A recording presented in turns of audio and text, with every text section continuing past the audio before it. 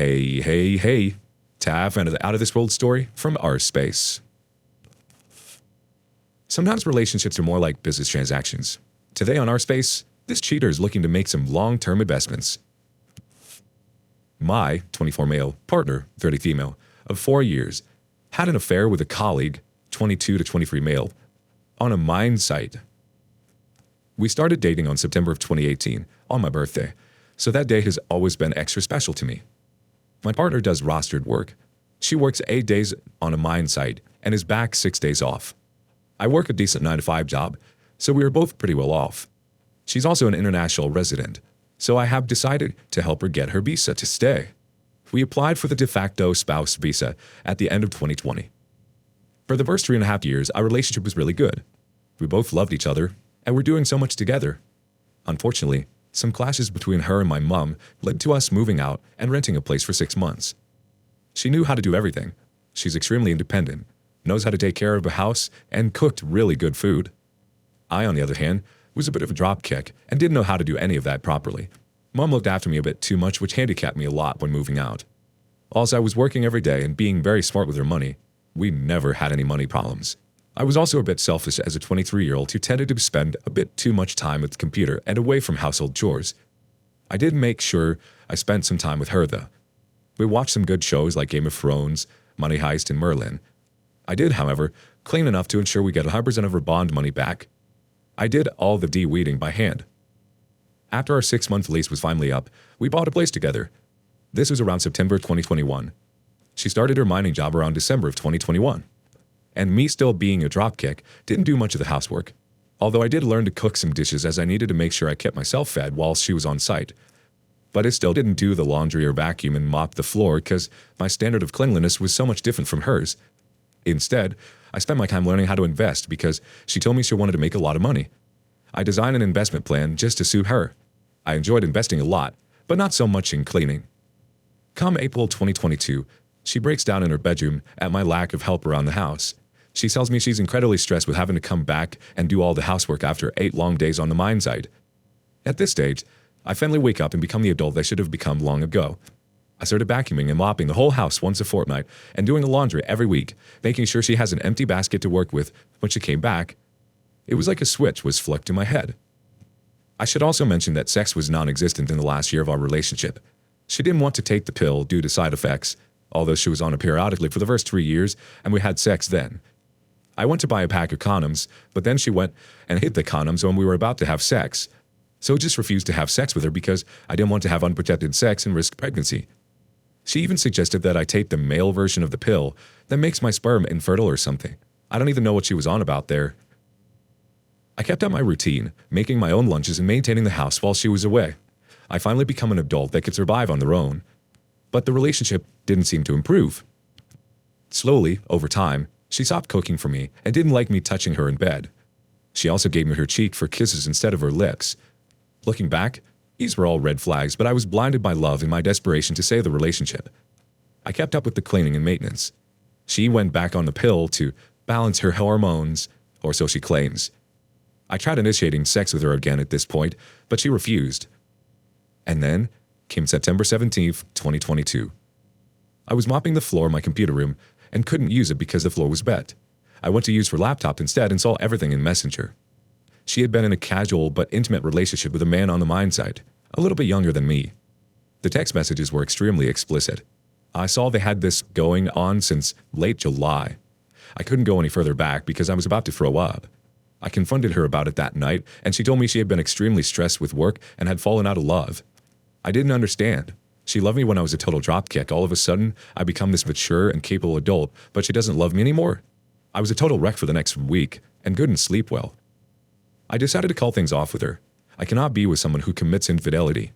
We're going to split up our assets and go our separate ways. She told me she wants to remain as friends, but I don't think that's going to happen anytime soon. Nor do I think that's a good idea for either of us. This also has implications for her visa. She's currently on her temporary visa until the end of November this year, at which point we're supposed to sign off on some documents so she can get her permanent residency. I told her I refuse to sign any documentation as I basically have to lie, which can get me sent to jail along with a big fine. She may still be able to get her permanent residency if the department decides to award it to her, but she is at a much greater risk of having to go back to a student visa, which means she will lose her mining job, along with her life savings of having to enroll in some course she doesn't want to complete and pay international student fees, which are bloody expensive, along with wasting years of her life just to progress her spouse visa, all for nothing. Despite the harm she has inflicted on me, I hope she gets her permanent residency. It doesn't affect me either way, whether she gets it or not. But at this stage, I have no influence over because I have already withdrawn as her sponsor. I cried multiple times in front of multiple people. I cried because the vision that I had of us being together with our many successes around us is now impossible. I cried because I was forced to make decisions that would either harm myself whilst benefiting her or harm her while benefiting myself. I cried as I entered the empty and dark house after work is done, knowing that she is living with her friends and I'm alone. I will be moving back to my parents in a few months' time. It makes no economical sense to stay out here on my own without a partner. The community has some dots. BlueSpet2917 says, I'm petty. I hope she loses the visa. Play stupid games, you way win stupid prizes. Good luck, OP. Benzel McProst chimes in. This also has implications for her visa. She is currently on her temporary visa until the end of November this year, at which point we're supposed to sign off on some documents so she can get her permanent residency. I fail to see how this is your problem. Nothing wrong with crying. You're mourning the relationship you thought you had. Oh dear, I'm so sorry, OP. It seemed like she was trying to get pregnant so that she could get her visa that way. Maybe she was doing all the chores and whatnot to sort of groom you in a way. Perhaps once you started doing things yourself, she felt like she was locked down in a sense and didn't have to worry about keeping up with the Bexad. Gah, that's rough. And the fact that you still want her to gain residency and be happy speaks volumes despite her disloyalty and lies. Shame on her for using you like that. Update. First of all, a massive thanks to everyone who took the time to read my first post and took even more time to drop a comment of support. I'm glad I came to this subreddit. The first 2-3 months after D-Day was torture. I was living alone in my house. I hadn't moved back in with my parents yet, and my mind was always on her and how she could make such a poor life decision given how intelligent she is, or was. I don't think she's so smart anymore. With the help of friends, family, and the subreddit, however, I managed to push through, finalize our separation, and move on. I liquidated our investments. I told the immigration agency that we're no longer together, and I withdrew as her sponsor, to stay on the safe, legal side of things. I gave her a share of the house. I bought out her share, so the house is mine, and investments to her, and I left it at that. Whilst all this was going on, she would make pathetic attempts at making amends, like washing the bed sheets and making the bed whilst I was at work. She bought me 6 jars of Pringles one day, and on another, she texted me, offering to give me a lift because it was raining slightly. I messed up the bed when I got back from work. I declined her offer to drive me home, but I did eat the Pringles that she bought. I wasn't going to let those things go to waste, but that didn't change the way I felt about her at all. To anyone reading this, all those things were done out of guilt. It's not love, it's guilt. There is a massive difference. She didn't do those things in the 2 months or so leading up to D-Day. So why is she only doing it after I found out? It's because she's guilty, and she feels it. For those who read the first post and are curious as to whether she'll be sent back to her home country or not, the only update I have on that is that she got her visa from the immigration agency. So from my point of view, it looks like she'll be here to stay. She called me after work to tell me the immigration agency decided to give it to her. I don't know how true it is though, nor do I care too much at this point. Fast forward to November or December of 2022. I've moved back with my parents and I started renting out the house that we were staying at. I kept myself busy by meeting up with friends, playing some new games, learning to cook some new recipes, started 3D modeling, and going to the gym. Day by day, things got better. And as my love and ability to give a crap about her dwindled, I started to see more and more just how bad of a person she was.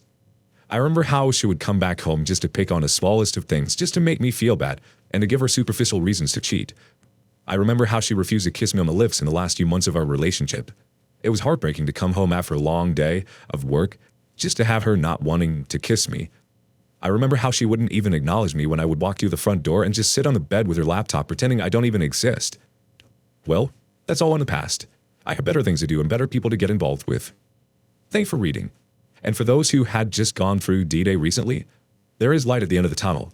Find some hobbies, go to the gym, talk to family and friends, go for a walk, go to the markets, listen to music, play some games, read a good book, start a small herb garden. Hell, go to work even, just to keep your mind busy. Literally, do anything except dwell on your broken relationship. I would say it's even more than guilt. It seemed like she was definitely trying to whittle her way back into your life somehow, which is delusional. She understood that you are an asset to her, especially with your knowledge of investments and money. It seemed like a business deal from the start. I'm sorry, OP. What do you think? And thank you for joining us today on Our Space. Like and subscribe and hit that notification bell so you don't miss out on our next video. We don't want you to miss one. And if you like what you see and hear, please let us know in the comments below. Until next time,